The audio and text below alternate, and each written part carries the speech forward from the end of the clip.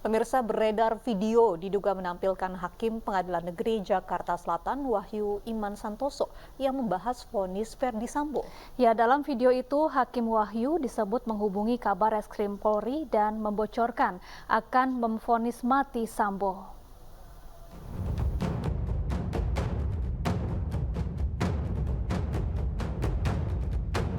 Dua video diduga menampilkan Ketua Majelis Hakim Pengadilan Negeri Jakarta Selatan yang mengadili kasus Ferdy Sambo, Wahyu Iman Santoso, beredar di media sosial.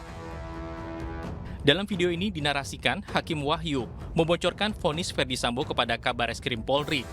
Wahyu menyebut akan memvonis mati Ferdy Sambo. Bukan, masalahnya dia nggak masuk akal banget dia nembak pakai pistol Joshua, tapi ya nggak apa-apa, sah-sah saja. Saya nggak akan dia harus dia ngaku kan, saya bilang saya nggak butuh pengakuan. Betul. Mas Wahyu ngomong gitu, saya tidak butuh pengakuan. Betul. Saya nggak butuh pengakuan. Itu kan bisa menilai sendiri. Iya. Nah, saudara silakan aja saudara mau buat kayak gitu.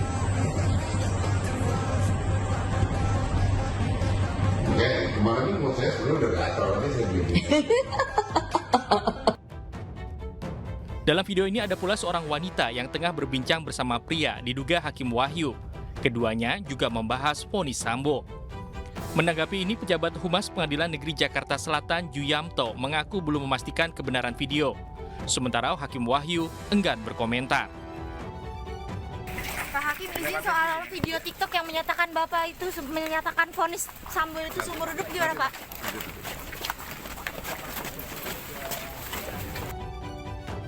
Adapun Komisi Yudisial menyebut sudah mendapatkan kedua video dan tengah menelusuri kebenaran isi video. Persidangan kasus pembunuhan Yosua dimulai sejak pertengahan Oktober 2022 dan masih berlangsung hingga kini.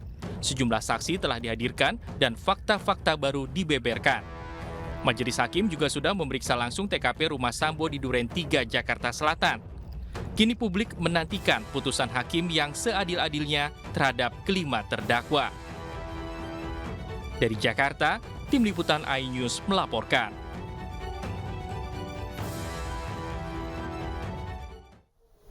Ya pemirsa, untuk membahasnya kami telah terhubung dengan juru bicara Komisi Yudisial, ada Miko Ginting. Selamat petang Pak Miko. Selamat petang.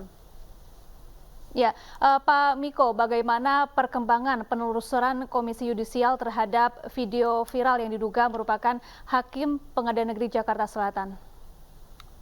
Ya, pertama tentu Komisi Yudisial sudah memperoleh dua cuplikan video ya. Jadi sekali lagi ini dua cuplikan video yang diunggah oleh akun pseudonym ya melalui platform TikTok gitu ya.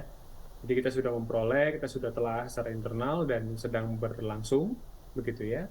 Nah, tapi juga kita akan menelusuri lebih lanjut gitu ya mengenai validitas dan kebenaran dari video tersebut. Nah, salah satu caranya misalnya dengan melibatkan ahli yang kompeten dalam bidang telematika misalnya gitu ya, dan forensik digital misalnya untuk kemudian melihat kebenaran atau validitas dari video tersebut gitu. Nah, kalau kita lihat sebenarnya ada tiga hal ya dari video ini. Pertama soal videonya sendiri, yaitu ada audio, ada visualnya. Itu yang pertama. Yang kedua ada keterangan atau caption atau narasi yang dibubuhkan. Dan kalau kita lihat dari kalau basisnya adalah cuplikan video ini kan sebenarnya tidak berhubungan satu dengan yang lain ya. Narasinya tidak berhubungan dengan apa yang dibicarakan, apa konten dari video tersebut misalnya begitu ya. Nah, tapi tentu kita akan telusuri lebih lanjut. Dan yang ketiga ada soal suara pihak lain. Nah, pihak lain ini apakah memang suara tersebut berada dalam satu ruangan dengan rekaman video ini, atau ditambahkan berikutnya, atau bagaimana? Nah, ini kan tentu kita harus telusuri lebih lanjut gitu ya.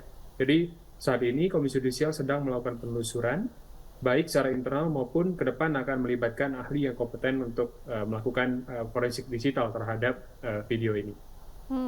Pak Miko, apakah sudah menanyakan langsung begitu kepada Hakim Iman Santoso terkait dengan video ini?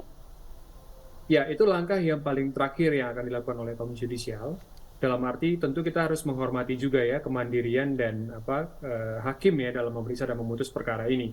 Nah, kita tidak ingin juga kemudian diduga ya atau dianggap mengintervensi jalannya persidangan. Nah, dan memang secara aturan ya kita juga harus sebisa mungkin menghindari ya kebebasan hakim dalam memeriksa dan memutus perkara. Jadi kalaupun dibutuhkan, jadi sekali lagi sifatnya kalaupun sangat-sangat dibutuhkan, baru kita kemudian bukan memanggil, bukan memeriksa ya, tapi memintai keterangan terlebih dahulu yang mengenai video ini dan konteksnya gitu ya terhadap hakim yang bersangkutan. Jadi ini langkah-langkah yang paling terakhir yang dilakukan oleh Komisi Yudisial atau the last resort ya dari upaya Komisi Yudisial. Nah, sekarang kita sedang melakukan telaah secara internal, dan yang ke depan kita akan juga melibatkan ahli untuk menganalisis video ini secara forensik digital gitu. Ya, Pak Miko, apakah diperbolehkan seorang hakim membahas mengenai perkara yang sedang ditanganinya bersama dengan pihak lain? Nah, itu yang saya katakan, saya belum sampai pada kesimpulan itu gitu ya. Karena sekali lagi kita harus menelusuri kebenaran video tersebut, kemudian pembicaraannya dalam konteks apa, dan siapa saja dalam, kalaupun video tersebut benar misalnya ya, yang dilakukan oleh hakim yang bersangkutan, nah siapa yang kemudian dalam ruangan tersebut misalnya gitu. Itu kita akan telusuri lebih lanjut. Jadi sekali lagi saya tidak ingin kemudian menyimpulkan terlalu dini begitu sebelum hasil penelusuran ini dilakukan dan membuahkan hasil. Apakah nanti juga akan melibatkan Polri mungkin karena memang ada pihak lain begitu yang juga disebutkan dari institusi Polri dalam video ini? Ya, kalau pelibatan Polri sebenarnya lebih dalam konteks koordinasi ya. Karena ini kan cuplikan video, ya cuplikan video. Tadi saya katakan ini cuplikan video, berarti kan ada versi panjangnya ini kan. Jadi bukan hanya cuplikan ini saja gitu ya. Nah itu satu. Kedua, siapa yang mengunggah? Ini kan akun pseudonym di platform TikTok gitu ya. Nah ini juga kita perlu penelusuran lebih lanjut. Nah, jadi kalaupun nanti akan berkoordinasi dengan pihak kepolisian, bukan karena ada pihak yang disebutkan dalam narasi sebenarnya ya, dalam narasi video tersebut, tapi lebih kepada upaya untuk menggali informasi lebih jauh gitu. Dan saya kira kepolisian kan punya kemampuan atau resources yang besar untuk melakukan penelusuran ya terkait dengan hal tersebut gitu. Baik, Pak Miko, di luar video viral ini, jika ada seorang hakim yang kemudian diketahui membicarakan perkara bersama pihak lain, apakah bisa dikenakan sanksi etik, Pak Miko? Misalnya membicarakan mengenai vonis yang akan dijatuhkan. Saya sudah mendapatkan pertanyaan ini berkali-kali, dan saya tetap pada statement saya bahwa saya tidak ingin mendahului penelusuran dan pemeriksaan oleh Komisi Yudisial gitu ya.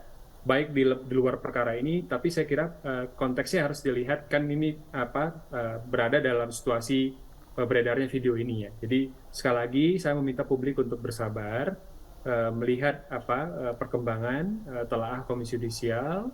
Itu yang pertama. Yang kedua, nanti kita juga akan melibatkan ahli yang kompeten dalam bidang forensik digital untuk menguji dulu terlebih dahulu validitas dari video ini gitu kan. Apakah memang video ini video cuplikan ini ya dicuplik pada menit keberapa sampai ke menit keberapa, seberapa panjang videonya, diambil di mana, diunggah oleh siapa begitu ya, supaya kita dapatkan konteks yang lebih luas. Itu satu. Yang kedua, konteks yang lebih luas itu sebenarnya berkaitan dengan tugas Komisi Yudisial. Tugas Komisi Yudisial itu kan paling tidak ada dua ya, yang terkait dengan relevan dengan pembicaraan kita sore hari ini. Satu, tugas pengawasan, yaitu ketika ada dugaan pelanggaran kode etik dan pedoman perilaku hakim.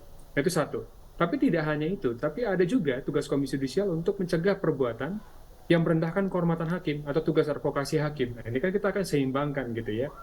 Tugas merendahkan itu misalnya ya mencegah perbuatan yang merendahkan kehormatan hakim itu misalnya agar hakim tidak diintimidasi, tidak diintervensi dan seterusnya. Nah, kedua hal ini kan perlu kita seimbangkan ya, dan kemudian ditelaah gitu ya berdasarkan fakta-fakta yang ada, berdasarkan validitas video ini, mana tugas yang kemudian harus dijalankan oleh Komisi Yudisial gitu. Jadi sekali lagi saya kira ini masih terlalu dini untuk kemudian menyimpulkan ya apakah ada dugaan pelanggaran perbuatan perilaku dan kode etik dari hakim.